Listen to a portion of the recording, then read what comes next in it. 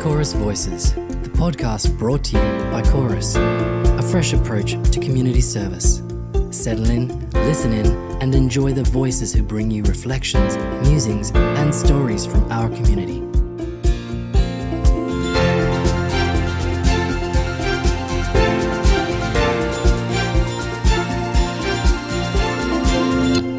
Hello and welcome to Chorus Voices. My name's Dan Minchin and I'm the CEO of Chorus. And I'm Lou Forster, Head of Brand and People at Chorus. G'day Lou. Today we're going to have a conversation with a number of people who are involved in something called the Chorus Kitchen. Many listeners will be aware that organisations like Chorus have been involved in meal services and meal delivery over the years and under the old banner of Meals on Wheels. But Chorus Kitchen in Palmyra is a whole lot more than the delivery of meals to people's homes. Absolutely. Now, Mandy Waters, who we'll hear from in this episode, says exactly that, more than just a meal. And we heard from Lois and Phyllis in one of our early episodes. I went out on the road with them and really learnt how much more than the meal it really is. Yeah, I mean, there wasn't a lot of talk about food in that episode, and we'll hear a bit more about food today. But it's that thing we talk about a bit on Chorus Voices, the creation of community.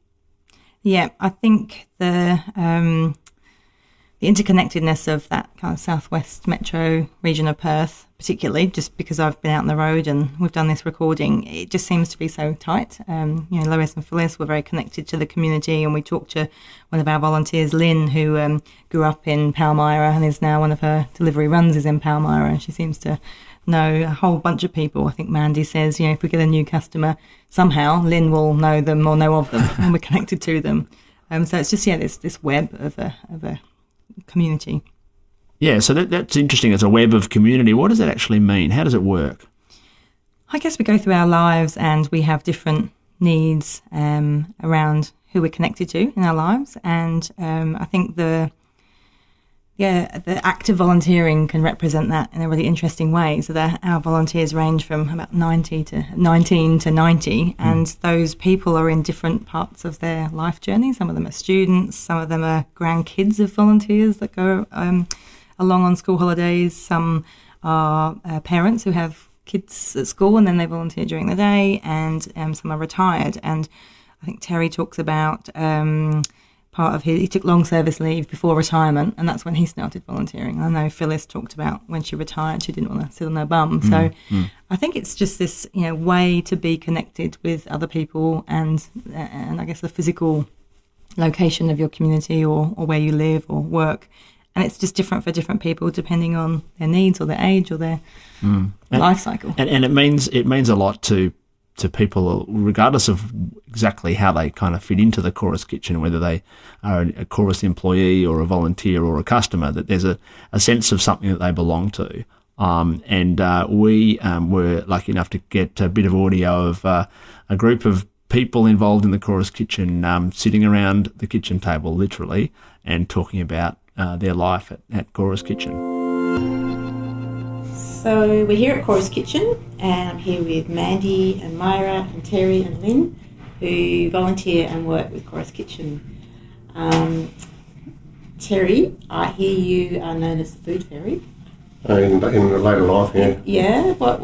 Tell me about that. Why are you called the food fairy? Oh, it's just this lady that would do it by herself down in South Fremantle when I first started doing the Meals on Wheels.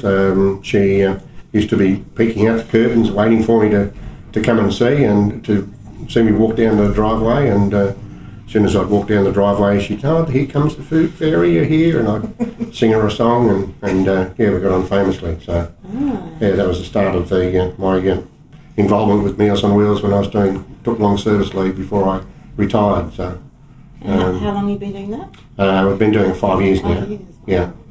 I hear you like to sing. I've heard that. Yeah, I do sing occasionally. A couple of the people have the bells on the door, and I sing anything from London Bridge is falling down to Alouetta in French. So, Lynn, you're also a delivery driver? That's correct, yep. I've been doing it now for nearly 6 years. Have you? Wow. So you must like it here? Yeah, I love it. I love it. I love the people. And how does it make you feel when you're helping people to stay at home? Really, really good, because I know you can come in quite miserable sometimes in the morning, but by the time you're out and amongst it all, you feel great, and I love helping people. Yeah. And now we've got a chef here as well. Myra. You've been here, I hear you're quite new, Myra? I am quite new. I feel like a fraud because so many people have been here such a long time. Some of our volunteers have been here for over 30 years, which I think is amazing. So how do you feel after you've had a morning at Chorus Kitchen? Usually pretty tired because our mornings are busy. We do an awful lot. We pack up anything up to nearly 200 meals and prepare lots of different varieties of food as well. But it's great working with the volunteers. They have a lovely perspective they bring and we rely on them. They do an amazing job. So Terry, how do you feel when you're out there volunteering?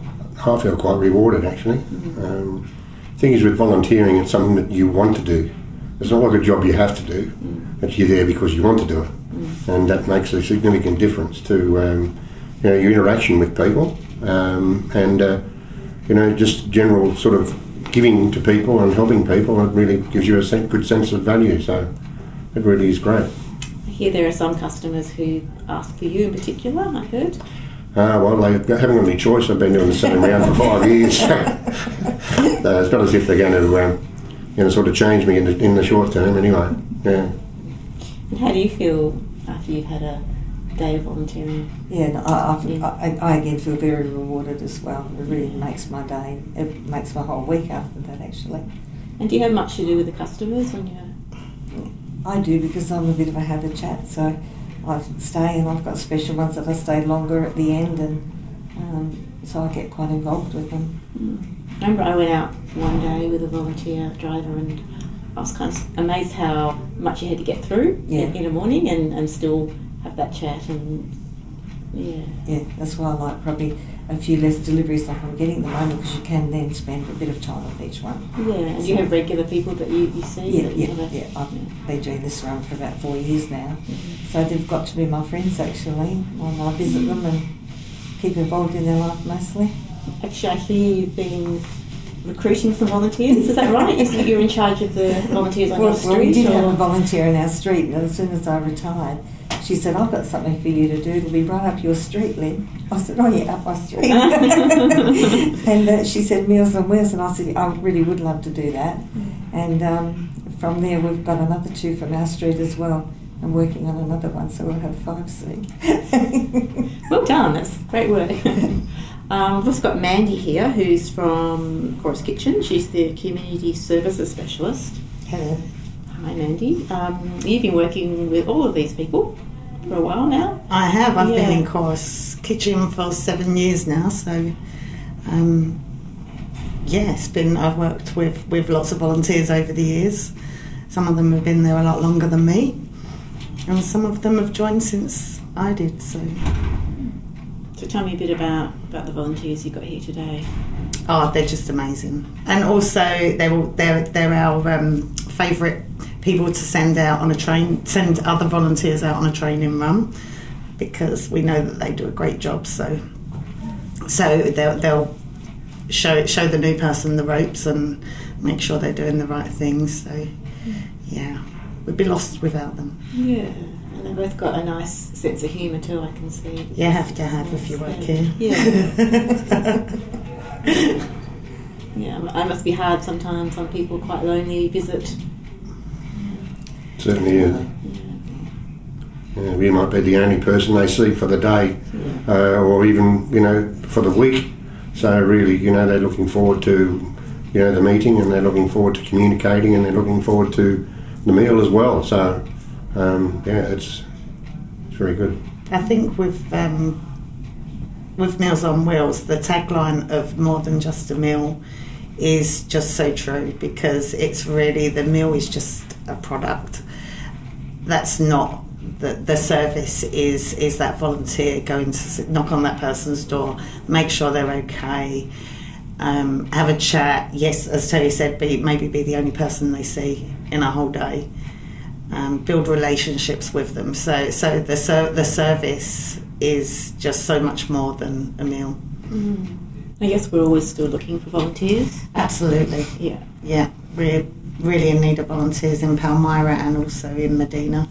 So somebody was listening to this and they were interested in being a Chorus Kitchen volunteer. What would they do? They could either email volunteering@chorus.org.au, or they could call the Meals on Wheels office staff on 9435 1379. I was going to ask you both volunteers, do you have any hidden talents or interests that you use when you're here? Just general communication. I think it just revolves around communication with people. We ourselves all get together before we go out there run and communicate between ourselves. It's no different than being in a full-time job where you sit on a Monday morning and talk about the football or whatever may have happened over the weekend.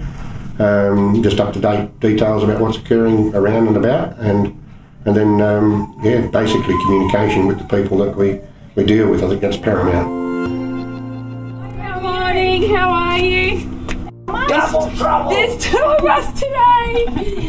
We've got a healthy meal for Yeah, alright, now why two? We've got two because it's my first, I work at Chorus, and so it's my first meals delivery today, so I thought I'd come and do a delivery and see what it's all about. And then Jackie... You just wanted to meet me. I did. I've heard all about you. You can't even tell the truth. I know, I can't lie, staying straight. And this is Jackie's first day as a volunteer meals driver. Oh, so first day. First day. Welcome aboard. Thank you. I hope you keep coming early on a Wednesday. Oh, do you like an early delivery, do you? Because we usually go out for lunch on a Wednesday. Oh, lovely. And they pick us up around That's about... providing you're a good girl. about 10:30 usually, you know, so yeah. Yeah, excellent. Oh, we got it nice and early this morning. Yeah, well, where are you off to Wednesday, for they're usually always Oh, gone. nowhere today because we didn't know what time you were going to be. Oh, okay. We've got plenty of time to organise something. Take a lovely lady out for lunch. No, we belong to a seniors group. You left the car running? Yeah. So we told we have to get a quick getaway. Enjoy your beautiful day. Thank you. See you. It does. That's my name. Oh, wonderful.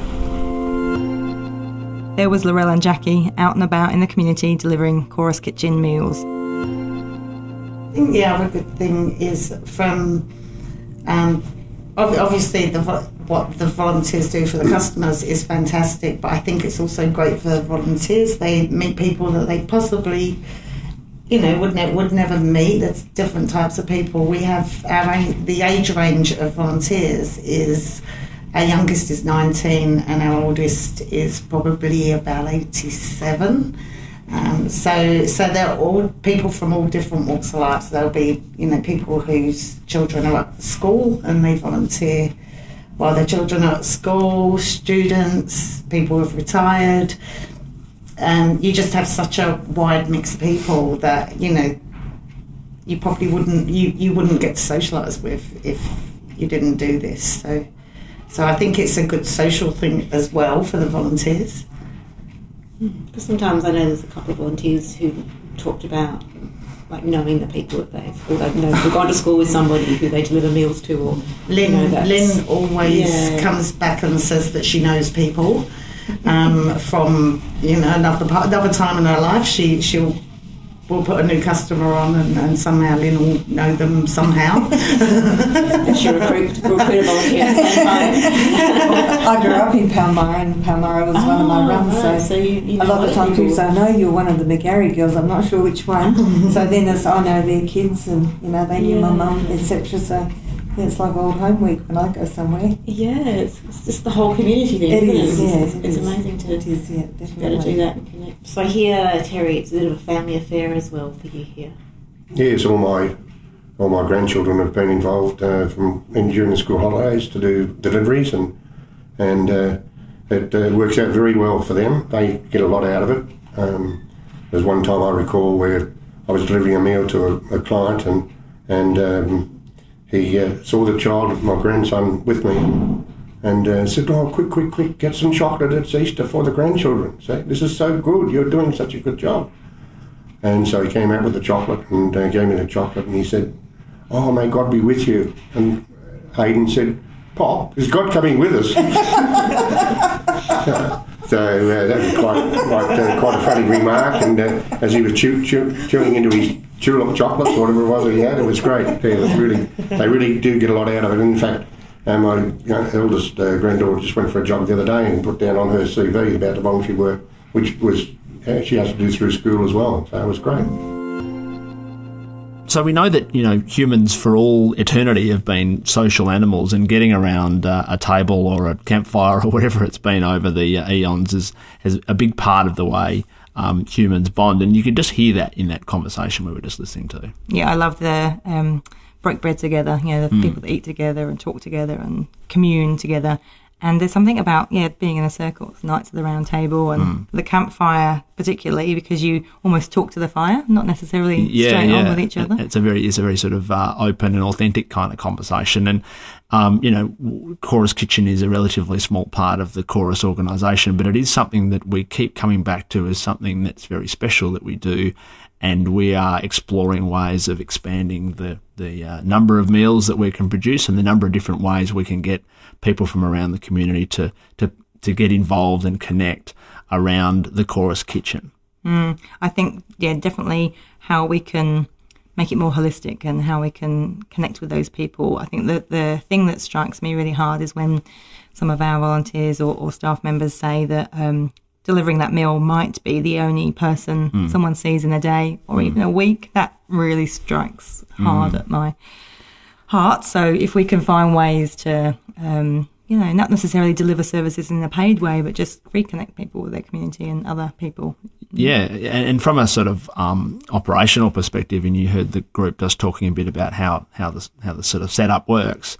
We have a relatively small number of staff. I think it's only 7 or 8 staff who work out of there, but there are 80 volunteers on any week who get involved. So it's a really, there's a sort of operational element, there's a business element, and then there's that community element, and all kind of comes together and sings, which makes us think there's got to be the potential for us to do more in this space, and that's something that we're exploring. Actively, indeed. So we're always looking for volunteers to help the Chorus Kitchen down in Palmyra, and Mandy would absolutely love to hear from anybody that would be keen to get out and about on a morning and deliver some meals and make a difference in people's lives.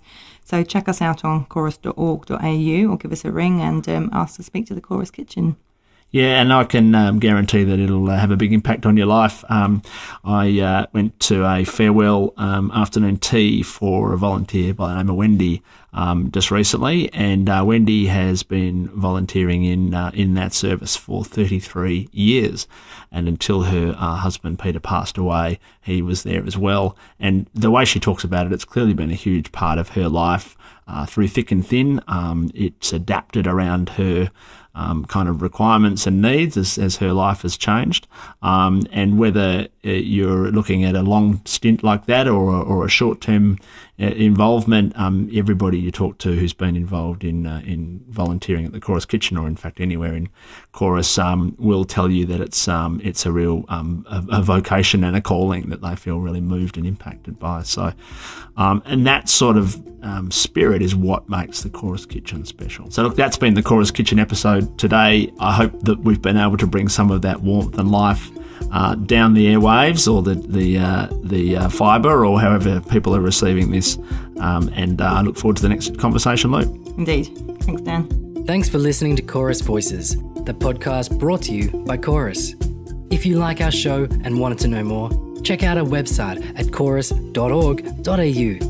And please leave a review. We'd love to hear your feedback, and it helps others find us and enjoy the podcast as well. Join us next time for more inspiring stories and news from our community.